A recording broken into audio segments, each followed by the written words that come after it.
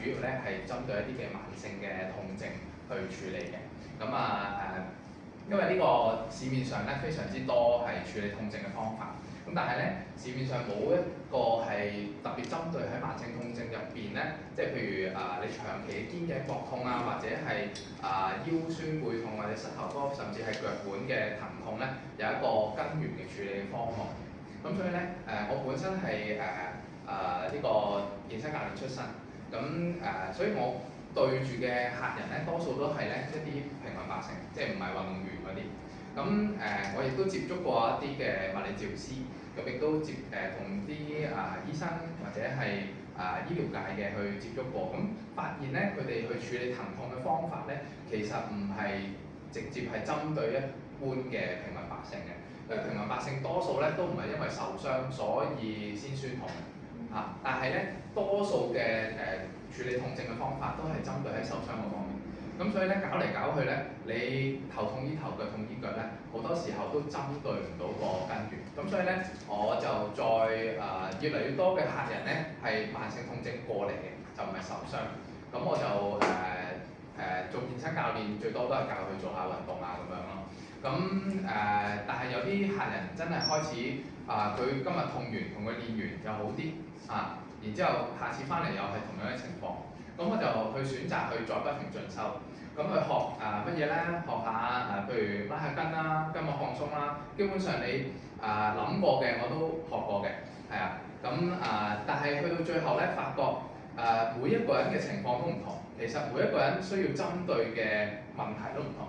譬如有啲人係因為佢由下而上，譬如因為佢唔知大家有冇聽過，因為腳唔舒服，或者你未必係腳唔舒服，但係頸唔舒服係因為腳影響到你嘅，或者你嘅上身唔舒服係因為你嘅盤骨影響到你嘅咁所以我哋就要逐步喺我學呢個生物力學嘅過程之中咧，發現到原來有一個係慢慢向上影響嘅一個問題出現基本上，除非你唔喺地球只要你要對抗地心吸力嘅話咧，你都係啲力係由下而上去影響緊你嘅。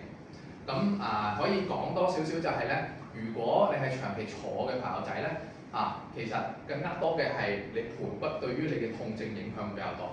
咁今日講嘅主題係乜嘢咧？今日講嘅主題係關於腳亦都係站立咁我哋前面嗰三部曲咧係講關於點樣平瞓嘅時候，好多人瞓覺嘅時候咧，輾轉反側，瞓嚟呢邊之後咧又唔舒服，又要瞓嚟呢邊。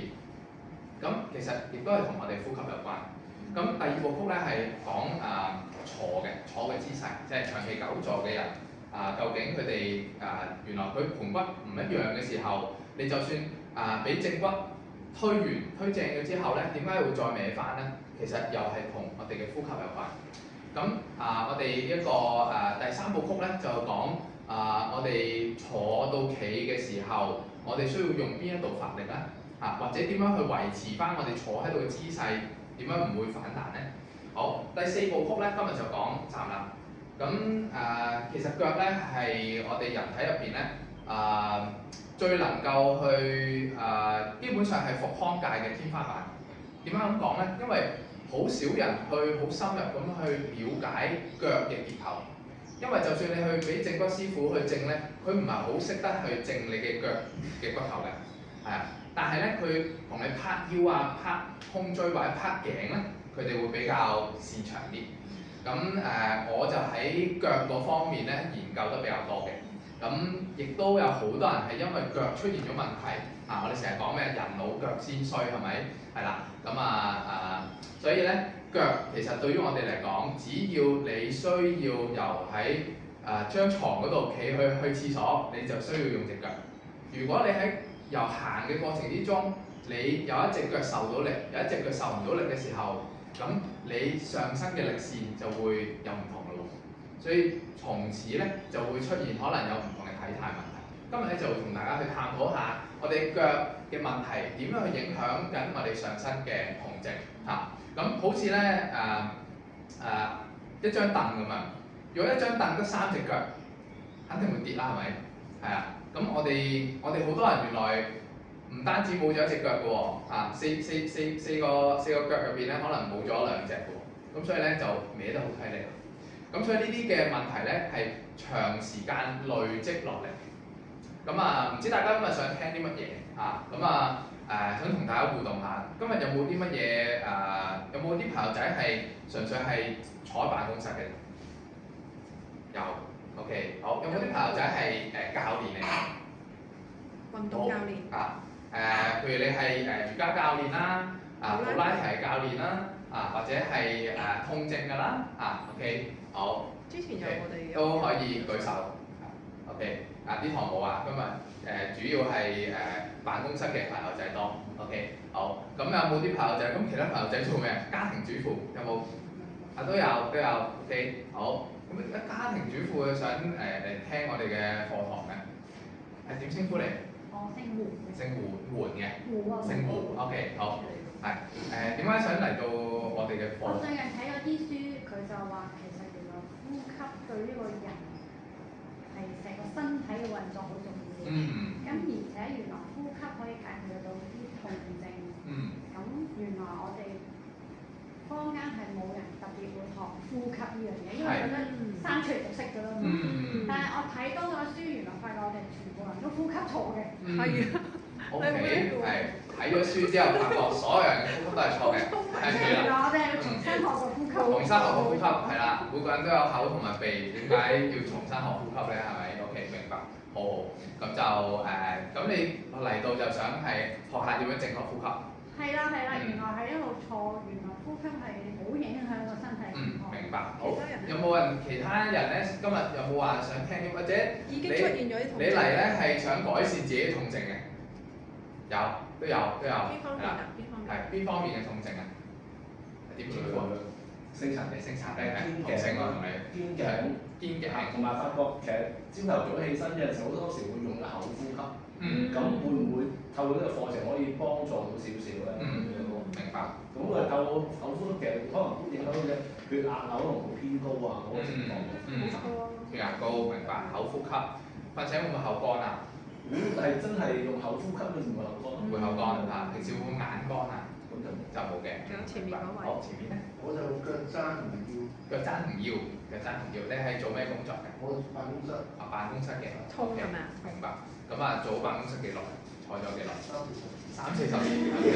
好明啦。你係做邊？我都係做文職嘅，都係主要係坐嘅。咁其實都另外都會有盆骨前傾啊，同埋可能都有少少拇指外翻呢啲問題。好專業啊！係啊，我有盆骨前傾同埋拇指外翻。OK， 好嘅咧。呢啲名。你有冇啲咩想改善？膊頭嘅痛，你係有受過傷定係勞損咧？係做咩㗎？都係文職嘅。OK， 平時對電腦定係你要特別做啲咩工作嘅？對電腦多右手嘅膊頭會比較唔舒服係嘛？OK。有椎間盤突出，明白。OK。椎間盤突出 OK。好，仲有冇？有冇膝頭哥痛啊？有新嘅同學仔點稱呼你 ？Carrie 你好，點解想你係做邊行？我都係做文職嘅。OK， 點解想嚟到我哋嘅課堂嘅？初初嚟，因為都想好似同呢一位同學一樣，都係覺得可以認真嚟學習呼吸嘅。咁其實頭先其他同學仔講嘅，譬如腰咩啲嘅專項嗰啲咁嘅小提都有。係。咁所以咧，好啊，明白。好試試咯。好啊 ，OK。問下有冇運動習慣？大家有冇話做開？有冇邊啲朋友仔係有定期嘅運動習慣嘅？即係一個禮拜最少2次30分鐘以上嘅運動。都有嘅。都有嘅。通常係咩類型嘅運動？有冇係健身嘅？一個 ，OK， 2個、3個 ，OK， 好。跑步咧？有冇係做普拉提嘅？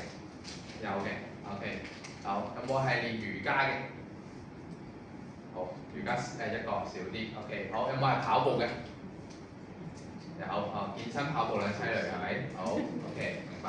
好，咁其他有舉手做運動，但係做咩運動㗎？有一個禮拜做一次拉筋嗰啲，同埋有一個禮拜可能有一次踢足球嗰啲。拉筋、踢足球，明白。好，明白。好，今日咧主要會同大家分析下我哋腳點樣去影響我哋上身嘅力線。先我有個 PowerPoint 可以列出嚟。好，其實今日個電視神神地，我要用呢個 PowerPoint 去溝。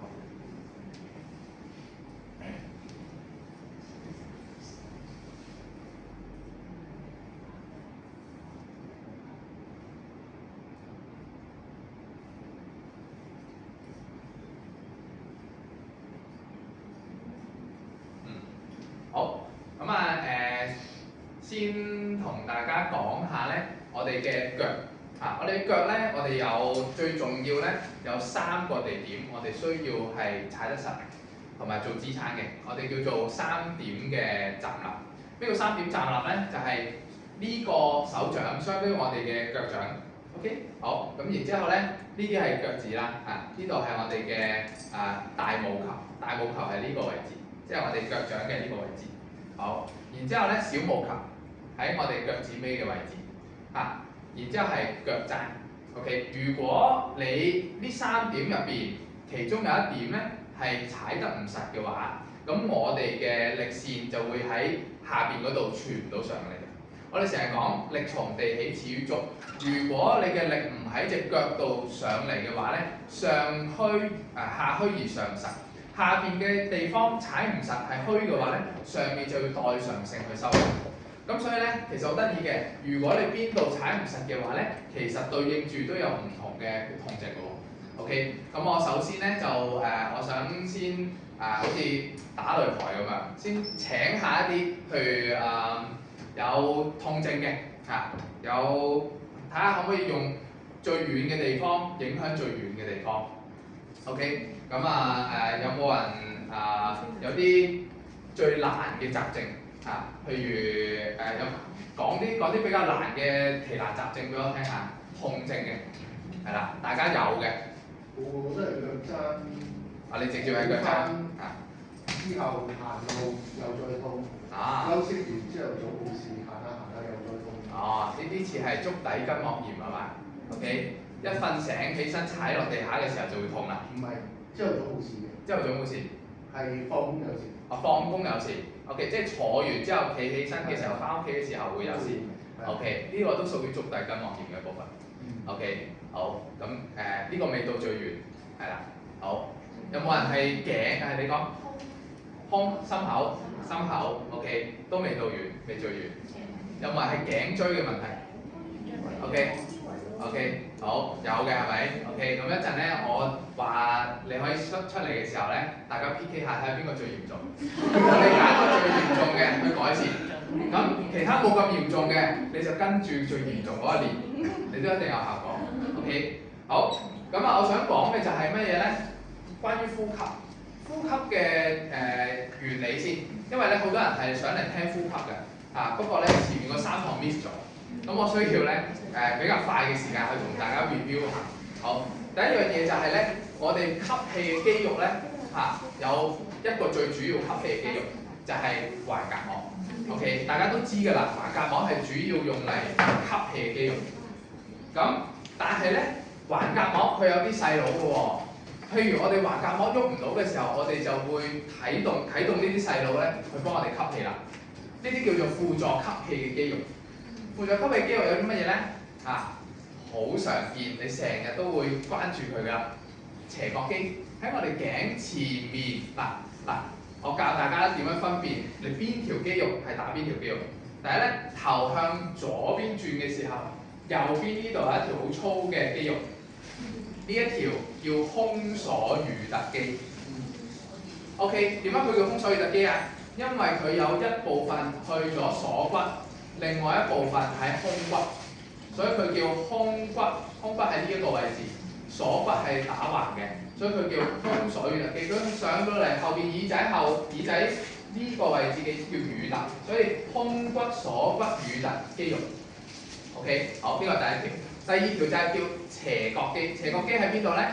喺胸鎖乳突肌嘅譬如話你頭向左邊轉，右邊呢一條最粗嘅胸鎖乳突肌嘅後邊。呢一度呢個鎖骨窩位入邊就係斜角肌 ，OK？ 呢個亦都係輔助呼吸嘅肌肉。第三條係乜嘢咧？上斜方肌。上斜方肌聳肩嘅時候，呢度好硬好緊嘅，呢一個你成日要按佢嘅上斜方肌。好，呢個係呢三條係最容易呼吸喺你橫膈膜唔識喐嘅情況下，最容易代償嘅肌肉，亦都係最多人咧成日肩頸膊痛嘅地方。好，另外咧就係我哋嘅吸氣肌肉，仲有豎脊肌喺呢一度。啊，豎脊肌其實好長嘅，由我哋尾龍骨直通上到去我哋後尾枕。所以如果你吸氣係異常，吸唔到氣，橫膈膜唔識喐，由底尾龍骨去到腰上到嚟呢度，多數人喺腰嗰度，尤其是左邊腰 ，OK 都會比較酸痛。咁所以咧，只要你嘅橫膈膜功能失效嘅時候，你嘅輔助呼吸嘅肌肉就會跳出嚟幫手。所以你頸越痛、頸越酸，代表住你嘅橫膈膜越弱。但係有啲乜嘢決定住我哋橫膈膜咁弱咧，而且唔識喐咧？問題就係橫膈膜需要去向上向下喐動嘅時候，嗱先講清楚，吸氣嘅時候咧，橫膈膜係向下定向上啊？向下嘅係咪 ？OK， 好，橫膈膜向下嘅時候，佢點樣上翻嚟咧？呼氣嘅時候上翻嚟，所以多數人咧喺吸完氣之後，佢就橫膈膜就棘喺呢個位置啦，就上唔翻嚟啦。咁佢上唔翻嚟係吸氣嘅問題定係呼氣嘅問題咧？呼氣嘅問題。好，既然係呼氣嘅問題啦。咁如果我嘅橫膈膜長期棘喺吸氣嘅位置，一陣教大家點樣分辨下你究竟棘喺吸氣嘅位置定係呼氣嘅位置，係啦。好，多數人棘喺吸氣嘅位置嘅時候，佢哋嘅胸椎係過度伸直嘅，一陣會有圖俾大家睇下，係啦。咁但係我教大家點樣分辨下先。有冇人覺得自己嘅有冇人覺得自己係駝背嘅？駝背，好，駝背嘅出嚟，覺得自己駝背出嚟。我教大家點樣分辨下真嘅駝背定假嘅駝背。係，你覺得就得㗎啦，你覺得就得㗎。係啦，好 ，OK， 好，嚟，好，一條直線，排一條直線，係啦，係跟住我，企前啲，你企前啲，係企前啲，學咁多嘅 ，OK， 好，好，之後咧再企前啲，再企前啲，係啦，好，之後咧背向觀眾，係啦，好，咁咧嗱，因為長期成日坐啦，係咪？長期喺呢一個姿勢位置啦，多數人咁樣嘅姿勢係駝背，係咪？但係坐寒背啦或者駝背啦嚇，但係坐幾十年嘅，咁我教大家係咪真嘅駝背 ？OK， 係啦，睇下先。好，呢個咧，呢個係直嘅喎。OK， 你係做咩工作嘅？佢做文職咗幾多年？超過10年，超過10年嘅文職應該係駝背啦，係咪？但係望落去咧，佢係背係直嘅喎。好，你係做咩㗎？都係文職。好，佢嘅背都係直嘅。好，佢嘅肩胛骨係翹起嘅，佢嘅背脊中間係直嘅。你平時瞓覺有冇打鼻鼾啊？依家少啲，即係有啦，係咪？好，好，好，呢個都係直嘅。佢嘅背脊咧，肩胛骨係翹起，翹起代表住中間係凹落去。好，呢個都係直，呢個係上段直，上段直容易有富貴包位頸椎嘅問題。好，呢個都係直，呢個都係直嘅。好，手法咧，好，呢個少啲，係，你係做咩㗎？我以前都係文職，依家退咗休好啲。係，好，呢個都係直嘅。好，呢個直嗱，呢個典型啊。好，呢個直咗，再加埋咧，佢有少少頭前傾，係啦。咁所以咧有冇人唔係做文職㗎呢度？冇，全部都做文職嘅。第一個未講。你係咪做文職？part-time 教書 ，OK， 都係文職嚟㗎啦嚇。所以你會發現，大部分人做文職嘅背脊都係直嘅喎。所以但係你望落去打側身俾佢哋睇，係打側身，係啦。好，但係你會望落去咧，打側身好似係寒背喎，係咪？但係咧，佢哋唔係寒背，呢、個叫做肩胛骨前傾，圓肩啊，後肩。OK， 所以佢哋係胸椎過直圓肩，係啦。所以呢度冇一個係寒背。OK， 寒背出現喺咩人身上咧？老人家。老人家因為對抗唔到地心吸力，佢哋嘅腳咧唔係功能唔係咁好發達嘅，呢啲先係寒背。OK， 所以多數坐得越耐嘅人唔係寒背，反而係胸椎過直。胸椎過直代表咩啊？我哋吸氣嘅時候，胸椎係會喺伸展定係個曲嘅位置？伸展位。伸展位係咪代表直啊？胸椎過直代表你棘喺吸氣嘅狀態。所以如果你胸椎過直棘喺吸氣嘅狀態嘅話，你嘅橫膈膜一定唔喺正常嘅位置。OK， 明唔明白 ？OK， 好。阿 Sir， 胸椎過直，即係其實佢唔係呢啲。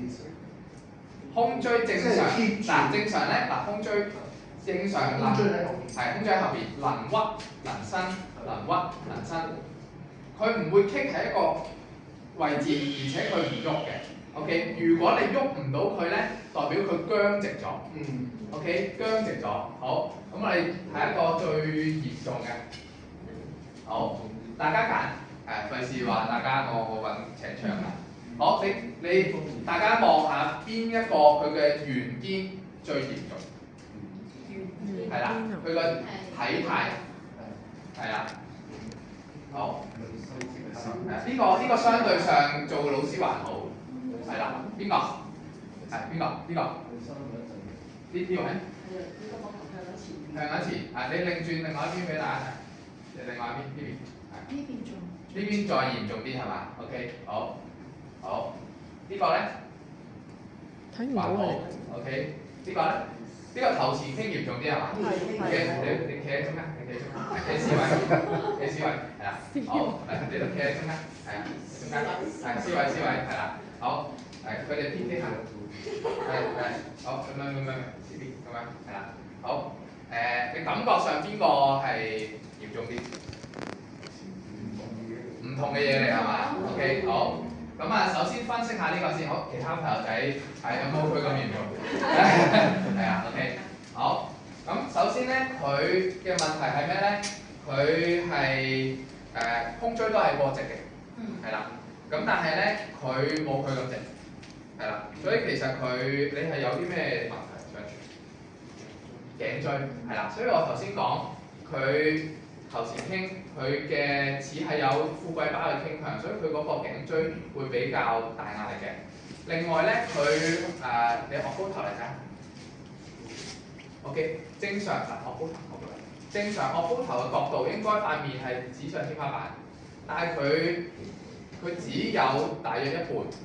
如果佢嘅頸椎壓力太大，或者佢嘅力唔能夠喺頸度傳導到落去尾龍骨嗰度咧，佢就會昂唔高到頭，昂唔高到頭咧，佢會選擇咩啊？用眉毛代償，係啦。所以呢啲人咧老咗個皺紋好多嘅，係啦。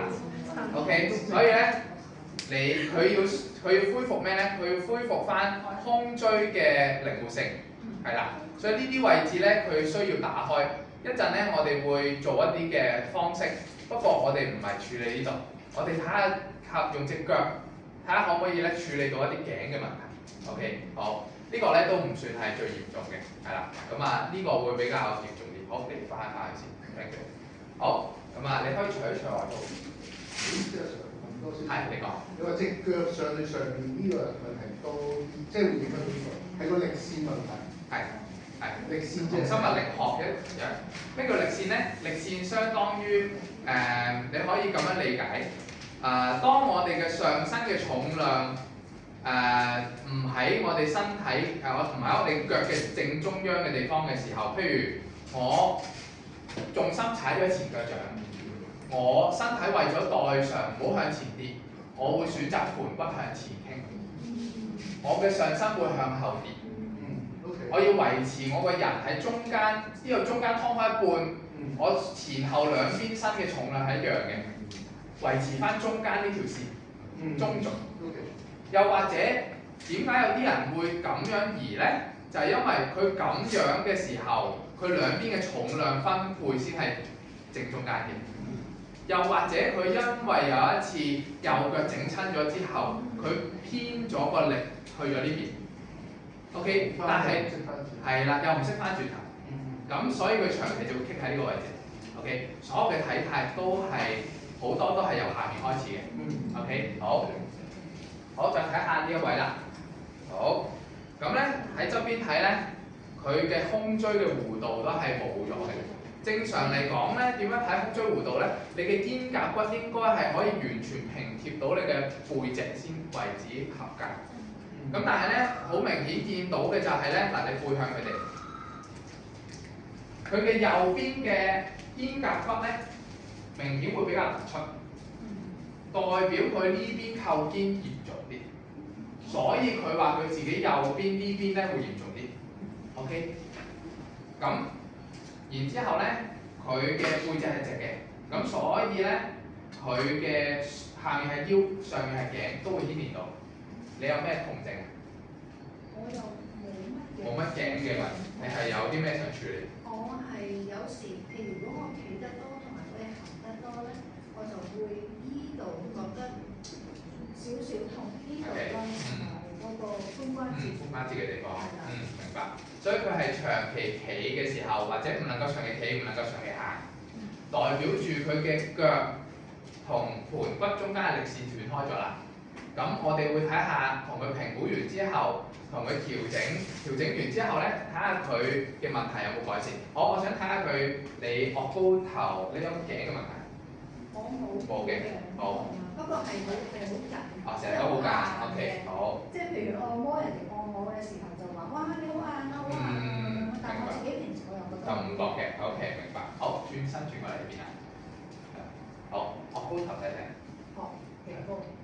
係，好，最盡，比頭先個男仔再差啲係嘛 ？OK， 去到呢度嘅 ，OK， 正常咧，夾角佢塊面應該正常可以咁樣望到天花板 ，OK， 好，認住呢個角度啊 ，OK， 好，咁咧我睇一睇佢嘅你會唔會有少少動 ？OK 啊，好，好，我睇一睇佢個前，係啦，如果你有頸嘅問題，你都可以跟住呢個方式去練啊。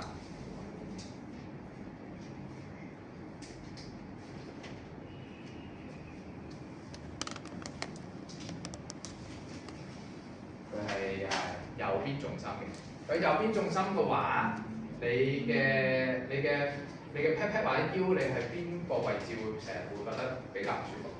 呢兩嚿肌肉。呢兩嚿肌肉。OK， 有冇話邊邊多啲啊？定係？呢邊多啲。呢邊多啲 ，OK， 就啱啦 ，OK， 因為佢重心喺右邊，所以佢冇重心嗰邊受唔到力，所以咧佢左邊腰會比較唔舒服。OK， 好，你除一除襪啊？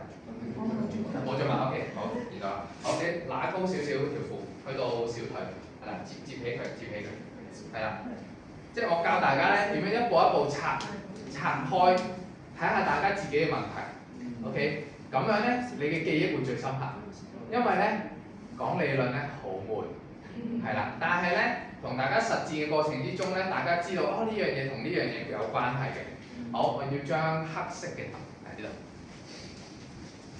好，我教大家睇下咧點樣睇腳踭。咁我哋咧腳咧，首先同大家講下腳踭。腳踭呢個位置咧叫筋骨。筋骨咧係我哋承受重量嘅時候。我哋頭先講過3點 ，OK？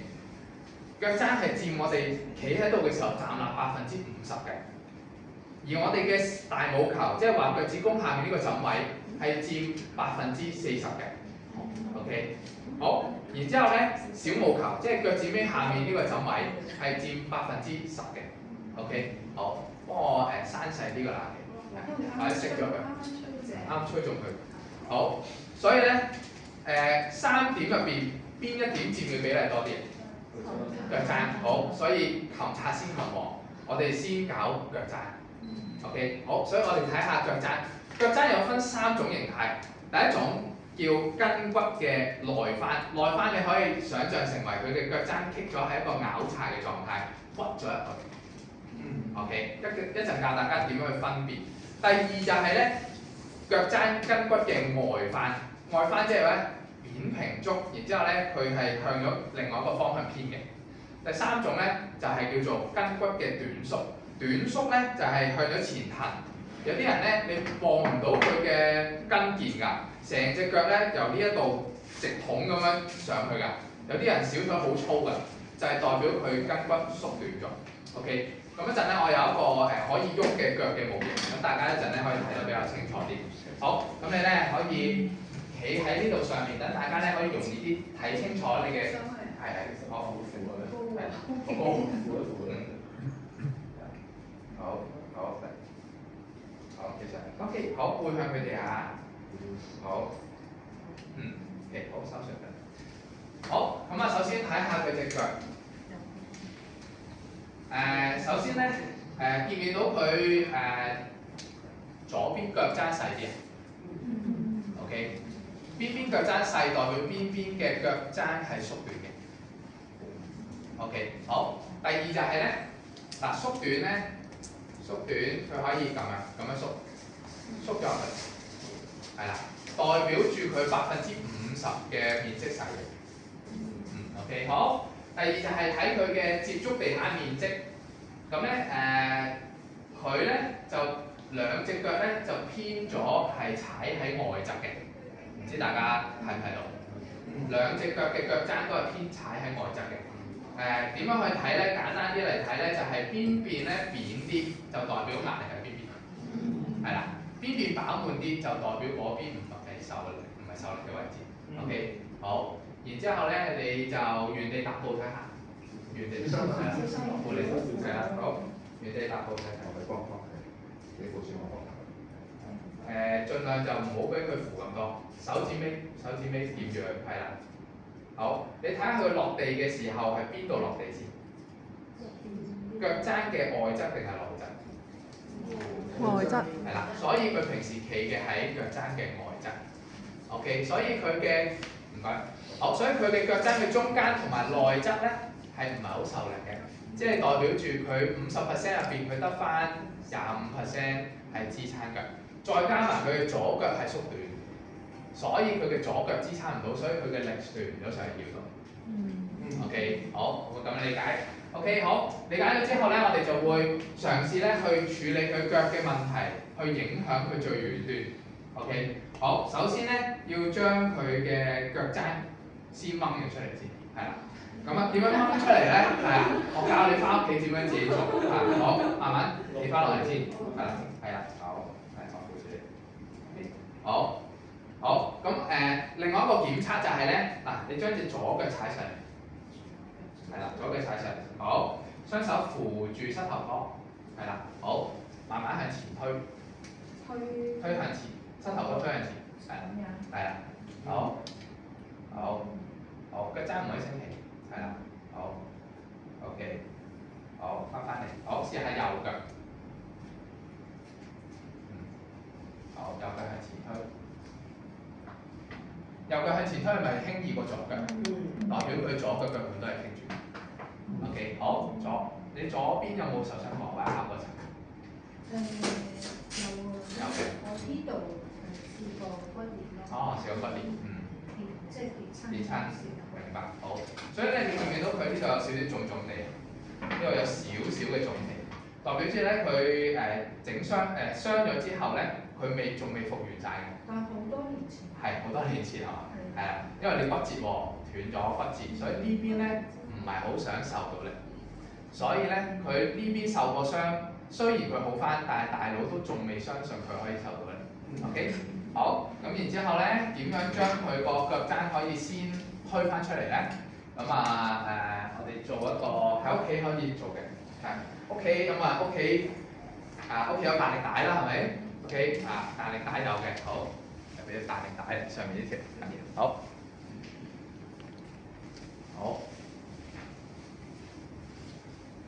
咁將你左腳擺上嚟，係啦，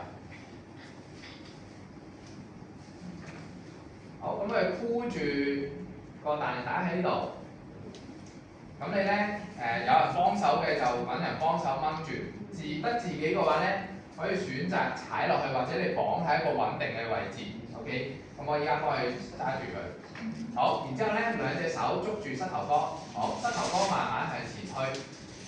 好，係一，好翻嚟，好再嚟2，好再嚟翻嚟，係啦3。咁我係個大力帶係咪有一道力將佢個腳腕摺疊嘅方向多啲啊？好，再翻嚟4，係啦，好再嚟5。呢個動作嘅目的係將佢腳踭縮短咗出翻嚟，好再嚟5，再嚟，好6，係啦，好再嚟7。做嘅時候咧，觀察下佢腳踭有冇升起，你腳踭有少少升起啊，要踩實，係有少少。係啊，我有少少睇到，係啦，踩實再推前。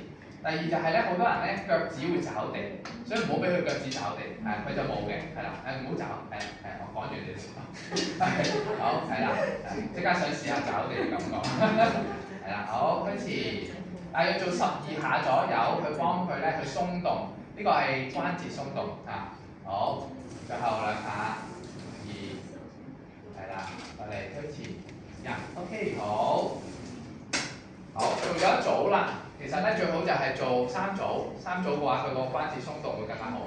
好，第二個動作咧就係將佢內翻咗腳踭轉咗入去嘅時候掹翻佢出嚟。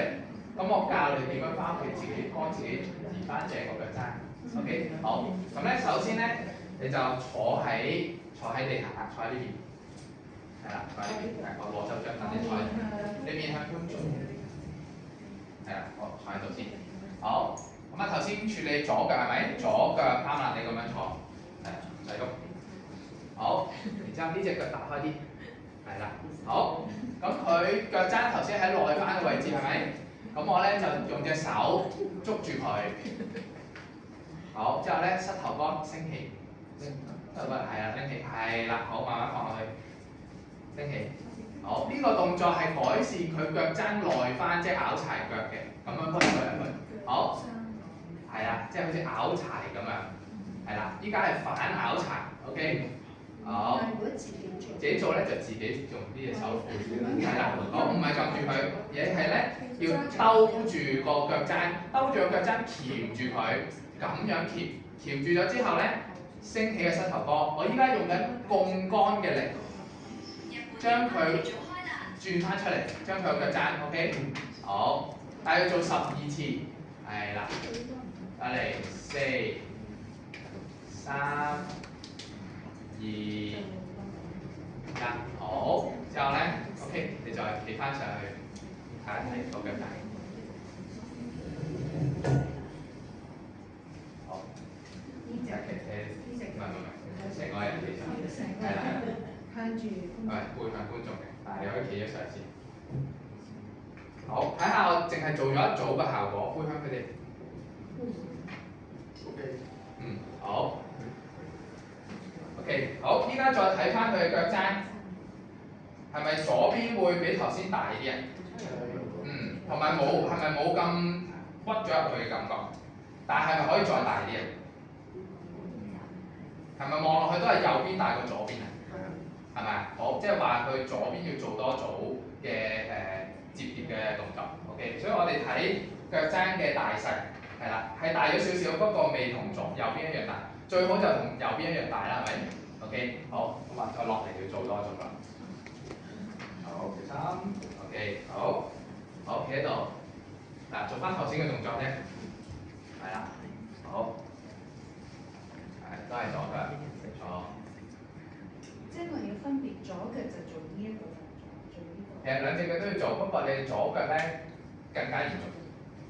即係我頭先兩個就兩隻都要做。係啦，不過咧可能你左腳做嘅組數要多過右腳。OK， 好，嚟向前吞，係1，嚟2，你可以感受下做完之後咧，你依家摺疊嘅時候腳腕有冇舒服咗？呢度有少少感覺啱。係代表佢嘅腳掌同大髀後側有連線啊，係啦，好，就嚟推前，同埋咧推前嘅時候輕鬆做，係啦，係啦，係啦，非常好，係啦，係啦，腳踭唔好升起，係4，非常好，你用呢度壓地，壓落地下，係3，壓嚟2，非常好，1 ，OK， 好，咁啊再企上去俾大家睇下。呢度穩，好，好，好。嗱，依家咧就接近大啲啦 ，OK。雖然都冇右邊咁大，但係咧叫做好啲啦，同埋咧企到喺中間。好，然之後咧你就可以去練習咧腳踭內側嘅支撐，同埋咧腳嘅中間嘅支撐。好。咁你咧就可以落翻嚟先。OK， 好。咁你咧喺呢度，企喺呢度，企喺呢度。好。好，咁一陣咧，你就右腳跳，左腳落地。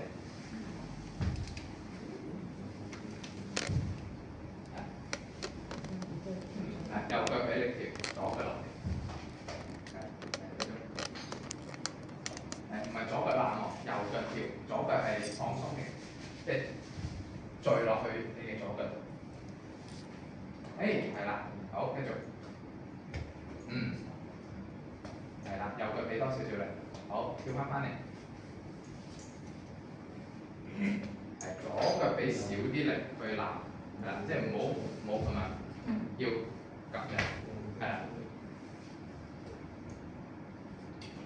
係好啲，係啦，係，好，轉翻嚟，好，攬大步少少，攬大步啲。即係今次就攬。唔係，今次咧係跳大步啲，跳大力啲，你攬得大步啲。即係頭先你係，依家咧，啲運動細胞好啲。因為佢左邊冇重心啊，呢個動作係激活佢左邊嘅重心。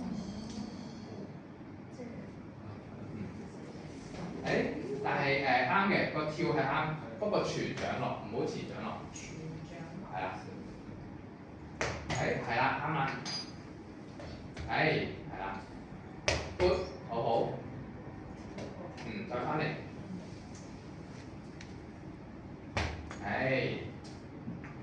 Good。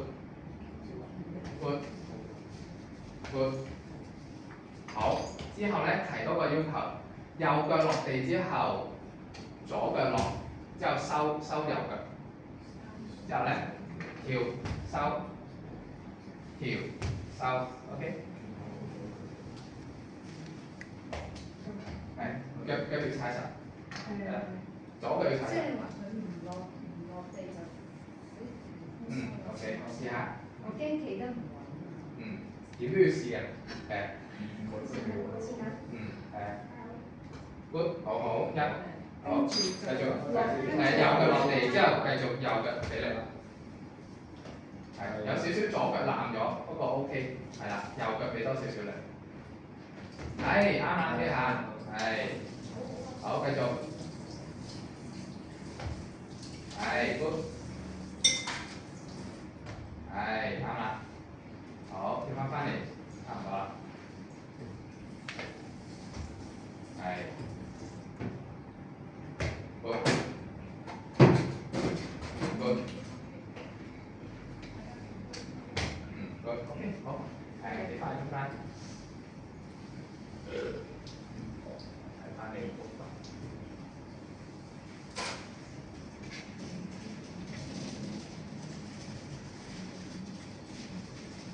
好，之後咧就係練佢左腳內側嘅支撐。咁我哋咧，你可以我哋有個伏磚。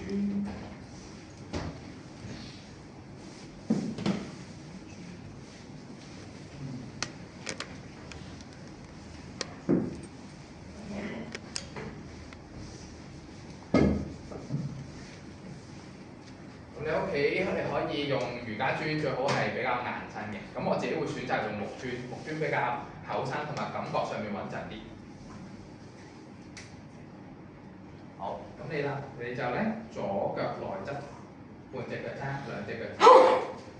OK， 好，然之後咧呢一隻腳咧點喺呢度，咁啊 hold 住。係啦，係啦，兩隻腳趾，半隻腳踭。係啦，半隻腳踭。好，係入啦，係啊，好 ，OK， 揾住。好，我好驚。係咁你踩咗呢隻腳先，踩咗右腳先。但係呢個淨係踩腳趾。踩腳就係成，係啦，好。一半腳。係一半。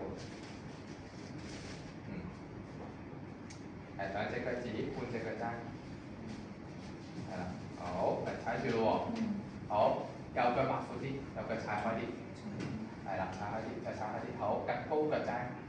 係啦，好，重心擺喺左腳嘅內側踩實喎。好 ，feel 唔 feel 到？好 ，OK 嘅，好，之後伸直隻左腳。係啦，好，咁樣喺度 hold 住。好，之後咧，左手叉腰喐，右手前後喐。係啦，係啦 ，feel 下你嘅內側腳掌嘅內側同埋腳踭嘅內側踩實喺地下，右手係啦，好似行緊路咁樣。好，呢個係將佢嘅頭先做嘅嘢做穩定。OK， 等佢唔好咁容易走翻位。好，腳趾冇歪，腳趾冇歪。只要佢嘅內側踩唔實，佢就會用腳趾搲。腳趾越搲咧，喺平地上面係唔應該搲地嘅。好多古人教咧十指要抓地，因為嗰陣時咧冇依家咁平嘅地，冇咁平嘅地，所以咧教你十指抓地你就穩陣。但係依家全部都係平地咧，連踩上草地都話要愛護花草樹木咧，係你係做唔到呢啲嘅。所以咧，你行平地一定係壓地嘅能力要大過抓地。腳趾放鬆。唔好拍頭喎，唔該。唔好拍佢個頭。唔好拍。好，得，好，落翻嚟啦。OK。好。好，咁咧激活咗佢嘅內側之後，然之後咧你做一個，你企喺地下。好，面向我呢邊。好，之後咧踢起腳掌，趌高腳踭，踢起腳掌，趌高腳踭。係啦。係 pat pat 唔好向後㗎，淨係踢起腳掌。好啦，試下。係 pat pat 唔好向後，係啦，啱啦。very good， 好，越嚟越好啊。少咗嘅。good， 呢下好。係啦，好，收翻。繼續做。好，上邊慢。上邊慢。好大挑戰。試下，我扶住你。係啊，我喺你前同後嘅，你唔會跌。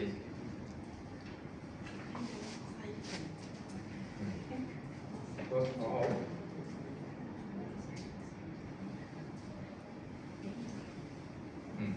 好。之後咧，你雙腳拍埋少少，一個拳頭距離。OK， 好。之後你再按高頭啊。好，再上。再按高到多啲。係啦。係啦。好。接近可以平啲啦，係咪 ？OK， 如果加嘅劑量再大啲嘅時候，佢會更加好。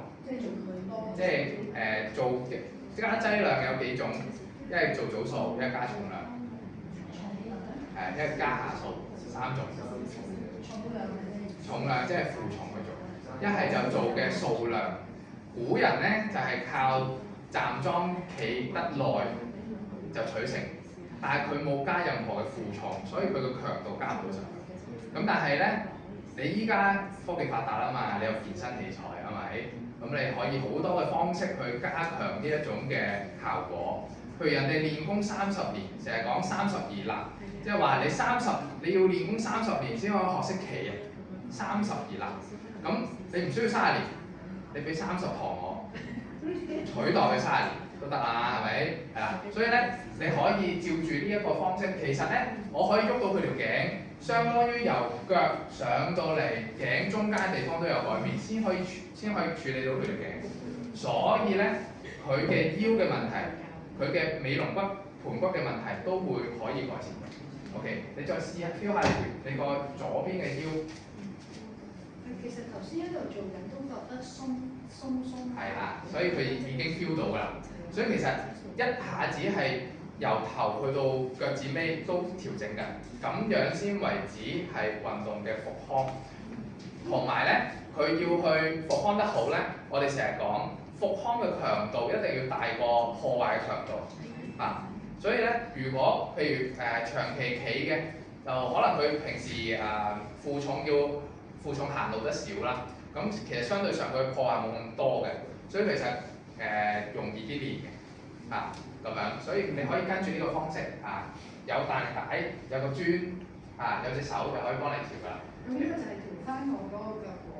係啦，腳踝先，之後先再到去做跳嘅動作啦，係啦，咁樣，係啦，唔好露面啊嘛，係咪？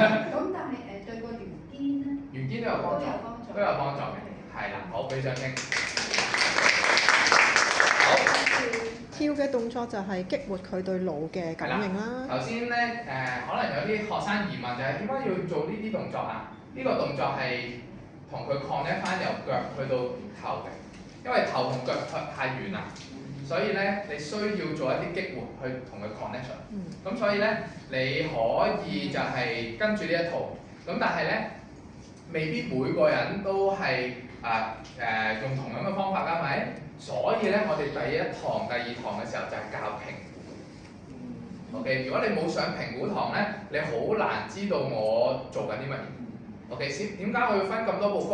有啲人話第1堂好悶，但係你唔知道點評估，或者你唔知點樣評估自己咧，你好難揀啱動作嘅。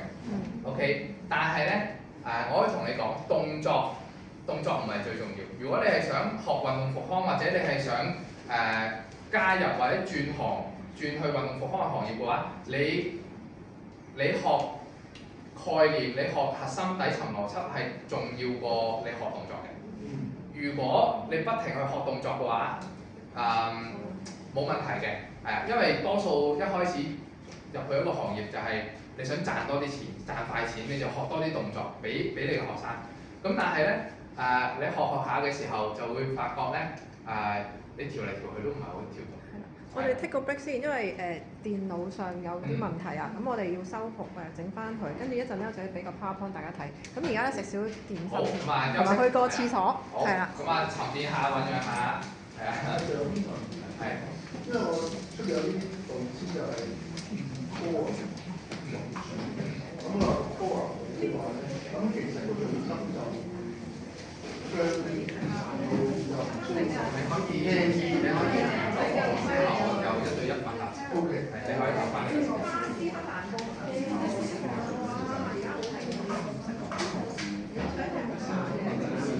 喂，呢個嘢正喎，可唔可以幫我影低啊？呢個 panel。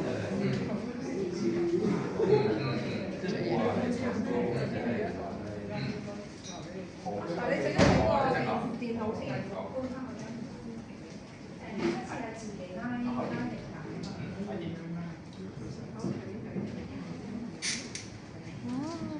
點啊？撳一撳。